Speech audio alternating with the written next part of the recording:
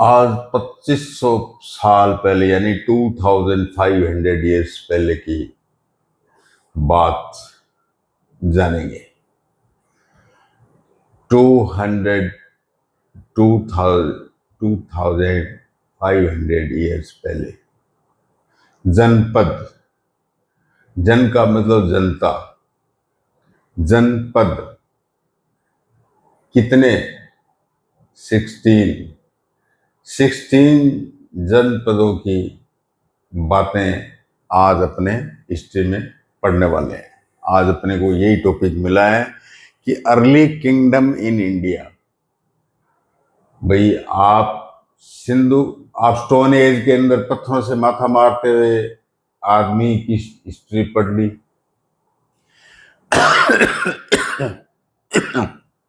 आपने पुराने मिट्टी में दबे हुए सिटीज की एक साथ जब एग्रीकल्चर हुई, पालतू पालतू जानवर हुए, एक साथ ग्रुप में रहने लगे, आपने वो पढ़ लिया।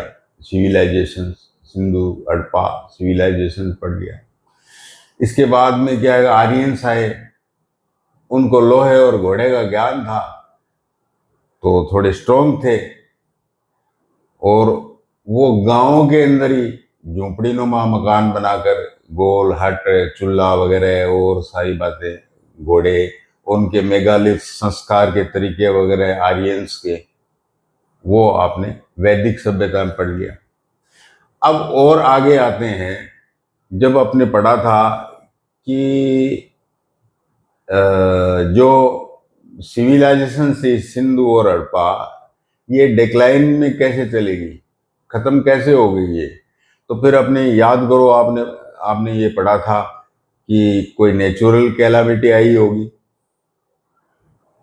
या फिर क्या है कि लैंड में फर्टिलिटी कम हो गई तो वो इंडस वाला एरिया छोड़कर ईस्टर्न की तरफ, गंगा की तरफ जो फर्टाइल एरिया था, इधर शिफ्ट कर गए।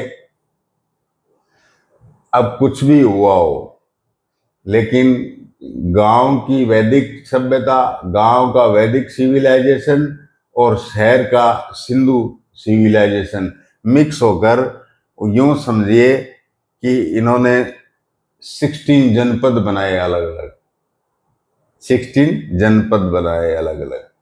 तो आपको तो पता ही है कि 16 जनपद, आप ये जो जनपद है, ये जो कलेक्टर की परीक्षा होती है, जो आईएएस की परीक्षा होती है, जिसमें एसपी बनते हैं, आईएएस बनते हैं, उसमें ये आपको मैप देकर फला जनपद कहाँ पर है, फला कहाँ पर है पूछते हैं।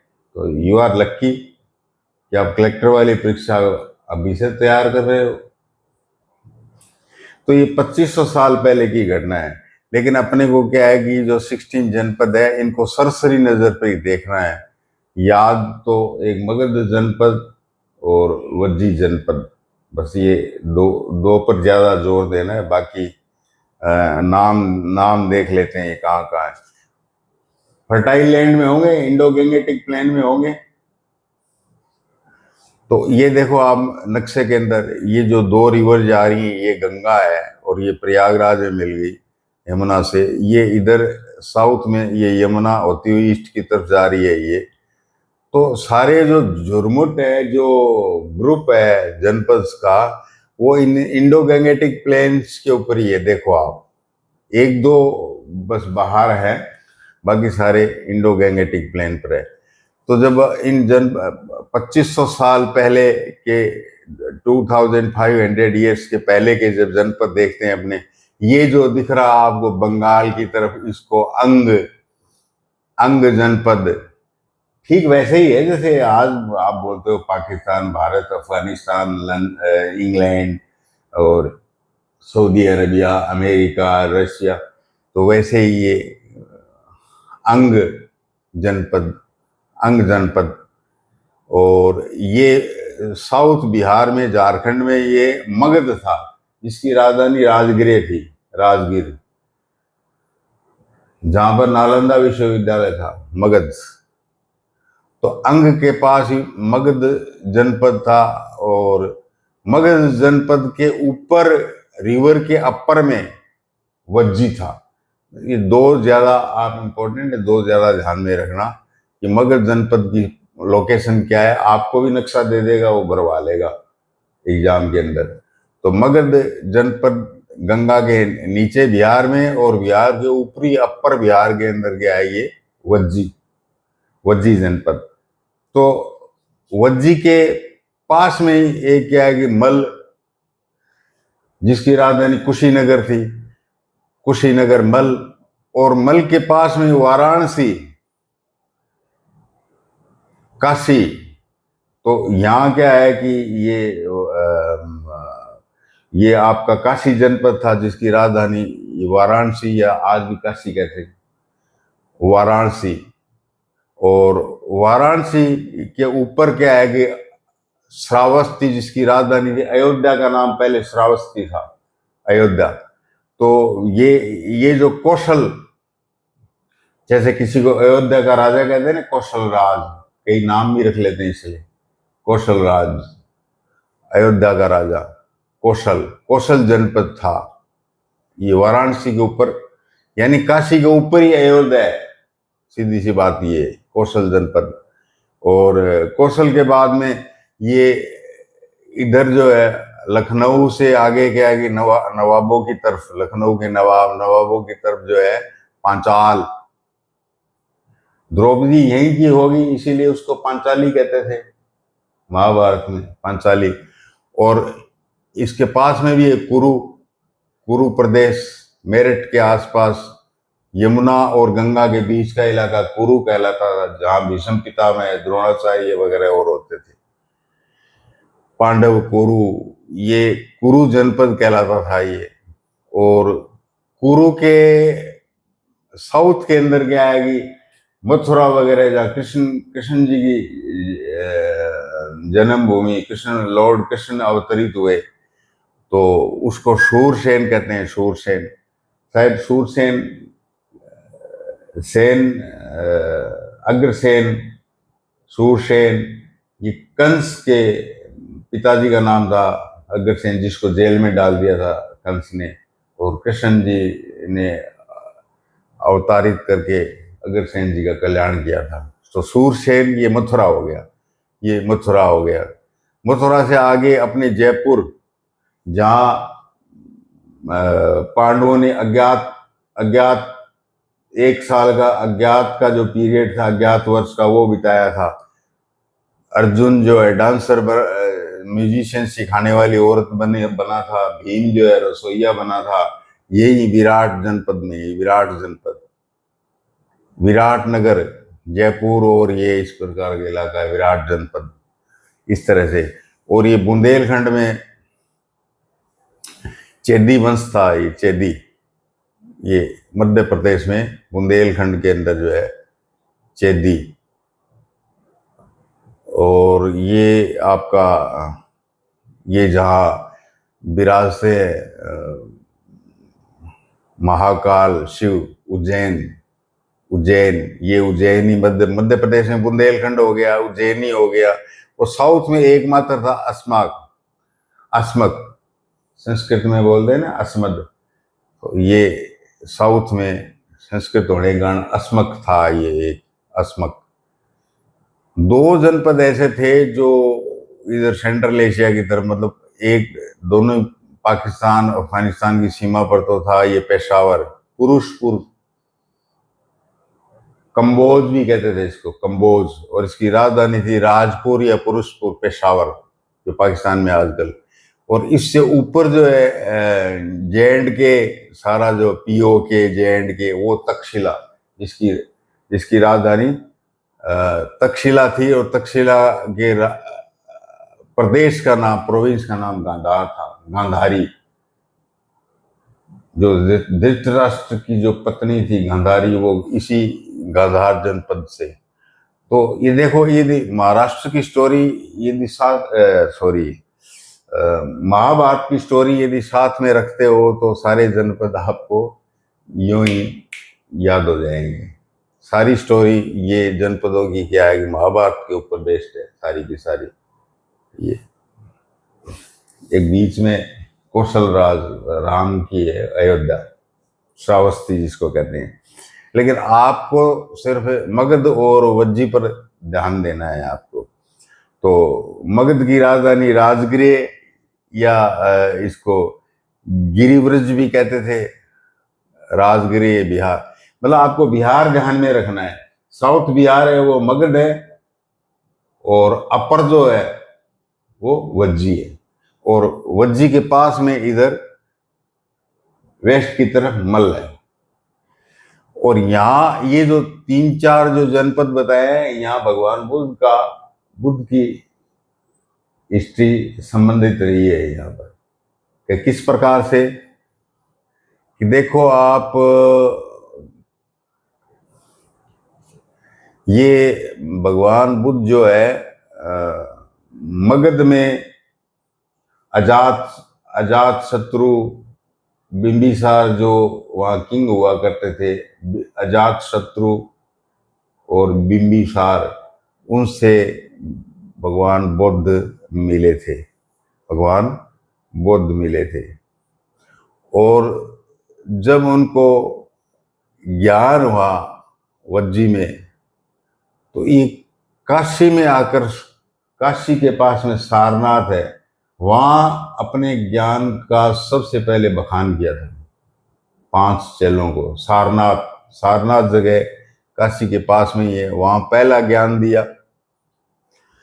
और इन्होंने निर्वाण प्राप्त किया, यानी जो क्या कहेंगे आप, शरीर छोड़ा भगवान बुद्ध ने। तो ये वज्जी के पास मल है, मल में कुशीनगर है, वहां पर कुशीनगर मल में उपदेश देते हैं काशी में, और शरीर छोड़ते हैं मल में कुशीनगर, और ज्ञान प्राप्त करते हैं वज्जी में, और घूमते हैं मगध में। तो ये जो जनपद है ये भगवान बुद्ध से भी रिलेटेड है कुछ। और ये कहानी 2500 पहले की शुरू करते हैं अपने आप। ये आपने मैप में देख लिया कि इंडो गैंगेटिक प्लेन के पास जो है महाजनपद है।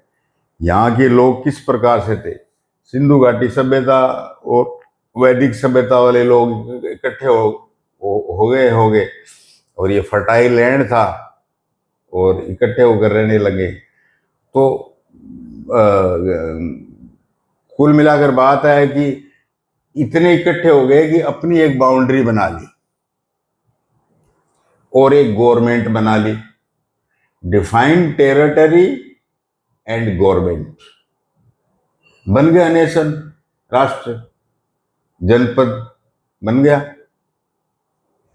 तो हाँ, एक बात बीच में बता दूं, यूपी के अंदर इंडो गैंगेटिक प्लेन में आज भी जैसे, या जिला कहते हैं, डिस्ट्रिक्ट कहते हैं, वहां आज भी जिला या डिस्ट्रिक्ट नहीं कहते, जनपद बोलते हैं। जिला या डिस्ट्रिक्ट को क्या बोलते हैं बोलो? जनपद। यूपी और बिहार में जाओगे तो जनपद बोलते हैं। शायद ये नाम जो है चला आ रहा है। तो वैदिक सभ्यता में पढ़ा था कि जन और राजन, जो छोटा राजा होता था एरिया का राजन। लेकिन इनमें से फिर धीरे धीरे क्या, एक आदमी कुछ ग्रोथ करने लग गया, बड़ा हो गया, जो बिग सेक्रीफायर था, जो सबसे बड़ा सेक्रीफायर था, वो फिर उसको राजन से राजा बोलने लगे। उसके पास बहुत बड़ा एरिया हो गया और उसको लीडर मानने लग गए। तो ये इस प्रकार से महाजनपद शब्द शुरू हो गया और वो बड़ा हो गया किंग। तो जनपद शब्द जो है जन से ही निकला हुआ है, पद का मतलब एरिया, जहां भी जन के पद पड़े हों, पैर पड़े हों, वो एरिया हो गया जनपद। ये जो 16 जनपद है, इसकी स्टोरी कहाँ से, history, not story but history, इसकी इंक्वायरी कौन से सोर्सेस से हुई है? जातक, बौद्ध धर्म में जो जातक कथा है उनमें इन सारे 16 जो 16 जनपद है इनका पूरा जिक्र है।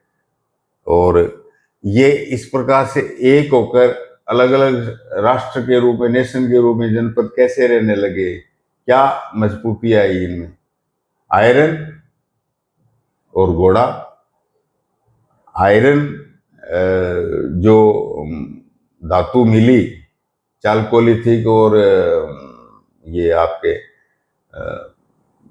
कांस्य के, ब्रॉन्ज के बाद में जो आयरन आया, उससे क्या है कि सारे टूल्स जो हार्ड थे और साइज में भी छोटे बना सकते थे, और फास्ट, घोड़ा जो था फास्ट था, और टूल्स क्या है कि स्ट्रोंगर इम्प्लीमेंट वाले थे और इजी थे। इसलिए इकट्ठे होकर इस प्रकार से एक टेरिटरी के अंदर रहना शुरू कर दिया। तो ये सोर्स हैं यूज ऑफ आयरन।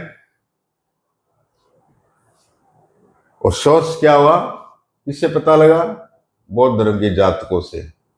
और ये इकट्ठे होने, ये यूज क्या करते थे, ये घोड़ा और आयरन यूज करते थे। तो जनपद, जन का मतलब हो गया गांव। यूपी में तो जनपद डिस्ट्रिक्ट को बोलते हैं। तो आर्यंस जो लोग थे उनके जो गांव थे उनको जन कहते थे, जन, आर्यन जन गांव में रहते थे। गांव की सभ्यता पड़ी थी अपने, वैदिक सभ्यता। और बड़े पावर वाले जो जनपद थे, ये मैंने आपको बता दिया। मेरठ के पास कुरु, जिसकी राजधानी इंद्रप्रस्थ और हस्तिनापुर थी। महाभारत वाला याद कर लेना। और पुराना किला दिल्ली के अंदर, पुराना किला आज भी है। तो यहाँ इन जनपदों में क्या खास बात थी कि सारे टाइप के अन्न, मतलब अन्न, दलहन,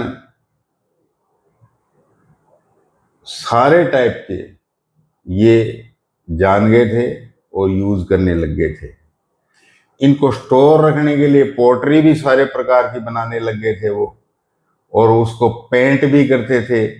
और जियोमेट्रिकल प्रोपोर्शन में गोल करना है, चौकोर करना है, यानी रेक्टेंगुलर, सर्कुलर, और उस पर जियोमेट्रिकल 3D की पेंटिंग पोट्री के ऊपर स्टोरेज में काम में लेते, ये सब जानते थे जनपद वाले। और अपनी सुरक्षा के लिए किलेदारी भी करते थे। चारों तरफ लकड़, मिट्टी की दीवारें वारें भी बनाया करते थे अपने शहर के, जिसकी राजधानी होती थी, ताकि राजधानी को दूसरे जनपद वाले भेद ना सके, अटैक करें तो सुरक्षित रहे। तो शत्रु से सुरक्षा के लिए मेंटेनेंस करनी पड़ती थी। और मेंटेनेंस के अलावा क्या है कि मेंटेनेंस के लिए किलेदारी और सेना, भाई फोर्टिफाइड करो एरिया को। और इसके लिए क्या, आपको रेगुलर, जैसे वैदिक सभ्यता में क्या है कि लड़ाई करने नर चले जाते थे, मेल चले जाते थे, लेकिन कोई नियमित सेना नहीं थी। अब सेना की जरूरत पड़ने लगी। तो आप जब रेगुलर सेना रखोगे तो धन चाहिए, उनको तनख्वाह देनी है, पे देनी है उनको। तो धन कहां से आए, वो तो जनता ही देगी। किस रूप में देगी? टैक्स के रूप में देगी। तो किस जनपदों में किस प्रकार का टैक्स लागू हो गया था? ये किस प्रकार का टैक्स जनपदों में लागू हो गया था? कोई माल बिक्री होता था, यानी सेल्स टैक्स हो गया था। फसल का 1/6, जो क्रॉप होती थी उसका 1/6। और जो पशुओं को पालन करते थे उनको भी, पशुपालकों से भी टैक्स लिया जाता था। और जो आर्टिसन थे, सेमी प्रीशियस स्टोन्स, बीड्स वगैरह और ये माला वगैरह और पोटरी वगैरह बनाते थे, वो आर्टिसंस या जो भी लोग होते थे, कारीगर लोग, उनसे भी टैक्स, कारीगरों से टैक्स लिया जाता था। और जंगलों से टैक्स लिया जाता था, जंगल से सामान इकट्ठा किया जाता था। और करेंसी भी आ गई थी, बार्टर सिस्टम कम हो गया था कि सामान के बदले सामान, ये छोड़कर बोले भाई करेंसी दे दो, नगद दे दो, रोकड़ा दे दो, करेंसी। तो ऐसे निशान लगाए पंचमार का करेंसी चलने लगी थी, करेंसी से क्या आगे अपने सामान खरीदो। और इन जनपदों में इम्प्रूव्ड एग्रीकल्चर किसको कहेंगे? पहले तो क्या होता था कि बीज वगैरह जो, जब हल प्लाव का जो हैरो का जो आविष्कार नहीं हुआ था, तो बीज को ऐसे छिड़क देते पानी में, वो फसल उग जाती थी। तो उसमें डेफिनेट क्रॉप होती नहीं थी, खराब भी हो जाते थे बीज। तो 100% यील्ड लेने के लिए इन्होंने बीज छिड़कना बंद किया और आयरन के हैरो और प्लाविंग करना शुरू किया। आज जो पैडी है, बड़े बढ़िया अलग से एक नर्सरी में पैडी के प्लांट्स उगाए जाते हैं, जो अच्छे बीज होते हैं वो उग जाते हैं। तो अच्छे बीज जो उगे हुए हैं वो वहां से उखाड़ कर प्लांटलेट्स को और अपने खेतों के अंदर रोपण करते हैं, लगाते हैं, ताकि क्या है, कोई भी चावल का पौधा है बिना चावल दिए नहीं मरे। तो इम्प्रूव्ड हो गया ना ये। हेल्दी सैपलिंग करते थे, आज भी करते हैं यही हेल्दी सैपलिंग, कि चावल उगाते, चावल का पौधा प्लांटलेट्स तो और कहीं उगाते हैं, और वहां से जो अच्छे अच्छे हैं वो ला के अपने खेत में उगाते हैं। ये प्लांट सैपलिंग है, ताकि खराब ना हो, कोई भी प्लांट जो है खराब ना जाए, बेकार ना जाए। इसको, इससे क्या, यील्ड बढ़ गई, उत्पादन बढ़ गया, खेती, इम्प्रूव्ड एग्रीकल्चर इस जनपदों में। और सोसाइटी की बात करें तो वही चार वर्ण धंधे के हिसाब से 4 वर्ण थे, ब्राह्मण, क्षत्रिय, वैश्य और शूद्र। फीमेल्स, औरतों को और शूद्रों को वेद पढ़ना मनाही थी, कि आप तो मजे करो, आपको वेद पढ़ने की कोई जरूरत नहीं है, कोई माता पौड़ी करने की जरूरत नहीं है। औरतें, कि आप घर का काम मैनेज करो, वेद की माथा पौड़ी मत करो। कहने का मतलब वेद पढ़ना मनाही थी फीमेल्स को और शूद्रों को, महाजनपद टाइम में।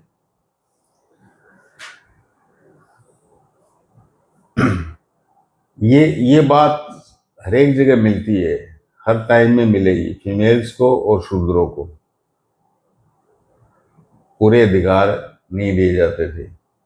जब जब से डेमोक्रेसी नाम की चीज आई है, तब से ये अधिकार देने शुरू किए गए हैं। पहले ऐसे ही होता था कि फालतू की मत थपोड़ी मत करो, आप तो अपना काम से काम रखो। सोसाइटी में 4 वर्ण होते थे। ट्रेड किस बात का होता था? जिसके ऊपर सेल टैक्स भी लिया जाता था, टैक्स में। ये कॉइन्स के कारण बढ़ गया ट्रेड। पंचमार का जो कॉइन चले उसके कारण ये ट्रेड बढ़ गया, बार्टर सिस्टम खत्म हो गया। ट्रेड किस बात का? क्या माल था बेचने के लिए, ट्रेडिंग के लिए? ये सिल्क था, मलमल का कपड़ा था, मुस्लिन मलमल, वो महीन पतला होता है, एकदम सूती, उसको मलमल का कपड़ा होता है। आजकल बहुत कम देखने को मिलता है। हवा वगैरह और शरीर को लग जाती थी, और बहुत पतला कपड़ा होता था, स्वास्थ्य के लिए बहुत बढ़िया होता था। तो सिल्क और मुस्लिम नहीं, मुस्लिन, आइवरी, ये पीतल और कांसे और इसकी चीजें, थिंग्स जो है वो बेची जाती थी। परफ्यूम्स बेचा जाता था, और जो कॉइन्स होते थे बदले में लिए जाते थे माल को बेचकर, वो प्राय क्या है कि कॉपर के या चांदी के होते थे। क्योंकि गोल्ड के कॉइन तो सबसे पहले कुषाण जो किंग सम्राट था, एम्परर कुषाण, कनिष्क, उसने चलाए थे। आगे बढ़ेगा ये। तो कॉपर और ये चांदी के सिक्के चलते थे। अब अपने आ जाते हैं, मैंने बताया ना कि 2 जनपद, इसके अंदर की बातें देख लो आप। 16 जो है, 16 है, उसको छोड़ो। ये मगध जनपद जो है ये एक सोन रिवर है, गंगा के पास में सोन रिवर है। तो सोन और गंगा यानी दक्षिणी बिहार में जो सोन रिवर है और गंगा बीचों बीच जो बिहार के आज की स्थिति में पोजीशन में, इसके बीच में जो ये मगध, जिसका नालंदा के पास राजगिरी है, राजधानी है, नालंदा विश्वविद्यालय है वहां, और राजगिर की पहाड़ियां भी कहते हैं और राजगिरी है, उसकी राजधानी मगध भी होती है। गिरी ब्रिज भी कहते थे, गिरी ब्रिज भी कहते थे इसको। तो सबसे फेमस जो है मगध हुआ। हाँ, मैं ये बता देना चाहूंगा आपको कि ये जो 16 जनपद थे उसमें 2 जनपद ऐसे थे जहां डेमोक्रेसी थी और सारी जनता को राजा कहा जाता था और सारी जनता मिलकर डिसीजन लिया करती थी। वहां कोई राजा जैसा सिस्टम नहीं था। वो कौन से 2 जनपद जहां डेमोक्रेसी थी, जनता जनता के जनपद? मगध के ऊपर वज्जी, और वज्जी के साइड में जहां कुशीनगर है, जहां भगवान बुद्ध ने निर्वाण प्राप्त किया, जिसकी राजधानी मल। वज्जी पहला डेमोक्रेटिक नेशन वर्ल्ड के अंदर, वज्जी, और दूसरा मल, दोनों ही भगवान बुद्ध से संबंधित रहे ये जनपद। मगध में जो इंपॉर्टेंट जो सेक्रीफायर जो राजा था वो था अजात शत्रु। अजात शत्रु का लड़का फिर गद्दी पर बैठा बिंबिसार। बिंबिसार, नॉट बिंदुसार। वो अशोकमान का बाप था। बिंदुसार अशोकमान का बाप था। मौर्यन डायनेस्टी पढ़ेंगे तब आएगा ये बिंदुसार। अभी तो बिंबिसार है मगध जनपद का राजा। अजात शत्रु, बिंबिसार। ये जैन का एक भगवती सूत्र बुक है, उसमें मगध और ये जनपदों की, मगध जनपद की विशेष तौर से भगवती सूत्र में। और इम्पोर्टेंट है, बौद्धों का था, एक बौद्धों की एक बुक है दिग्गा निकाया। दिग्गा निकाया, दिग्गा का मतलब दीक्षा होता होगा, लेकिन उसमें दिग्गा है तो दीक्षा होता होगा, और निकाया मतलब निर्वाण टाइप होता होगा। निकाया याद करने के लिए बोल रहा हूं मैं, ऐसा था या नहीं पता नहीं, लेकिन दिग्गा मतलब दीक्षा, निकाया मतलब निर्वाण, बौद्धों से संबंधित है ये। तो निर्वाण की दीक्षा, ये एक बुक थी है दिग्गा निकाया।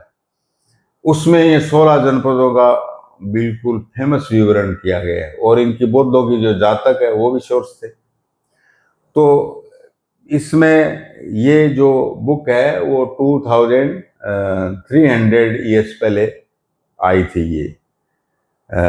इसी बुक बौद्ध निकाय में जो वज्जी का भी उल्लेख मिलता है, इसलिए आपको 2 ही याद करने हैं। दिग्गा निकाय में दो लिए हैं इसने, वो 2 याद कर लो बस। एक तो डेमोक्रेसी वाला और एक राजा वाला। तो डेमोक्रेसी वाला वज्जी, नॉर्दर्न बिहार में वज्जी, तो वहाँ रिपब्लिक था, मतलब मोनार्की नहीं थी, राजा नहीं था, रिपब्लिकन था। सरकार जो थी वो गण या यूनियन के रूप में थी, जिसमें हजारों लोग राज करते थे और सारे राजा कहलाते थे, और असेंबली में ये डिसीजन लिया करते थे। तो असेंबली में वही बात है, असेंबली में फीमेल और जो स्लेव दास है और कामगार है वो असेंबली में, वज्जी में भी हिस्सेदारी नहीं लिया करते थे, मतलब उनको वोट का अधिकार नहीं था फीमेल और दासों को। इसी दिग्गा निकाय में क्या मगध का मिलता है। मगध में अजात ये एक दूसरे को कैप्चर भी तो, विजिट भी तो करना चाहते थे ना, लेकिन इनको डर लगता था दूसरे, मतलब क्या है कि जो पृष्ठ होते थे उनकी बहुत चला करती थी। पृष्ठ ही इनको अलग अलग, मतलब कि कोई कोई एक दूसरे के ऊपर अटैक नहीं करेगा, और पृष्ठ की बात माननी होती थी। यदि नहीं मानते तो जनता क्या है, उस किंग को पकड़ के उसके बाल पकड़ कर नीचे कुर्सी से फेंक देते थे। पृष्ठ की माननी होती थी। तो अजात शत्रु और ये बिंबिसार, अजात शत्रु का मंत्री जो वासाकार था, अजात शत्रु का मंत्री वासाकार था, वो भगवान बुद्ध के पास गया कि ये वज्जी के लोगों को मैं मिला लूं, आप आज्ञा दो तो मैं वज्जी के लोगों को मिला लूं, मतलब वज्जी और मगध एक हो जाए। तो भगवान बुद्ध ने कहा वासाकार को, क्या वजह है आप इसको मिलाओ?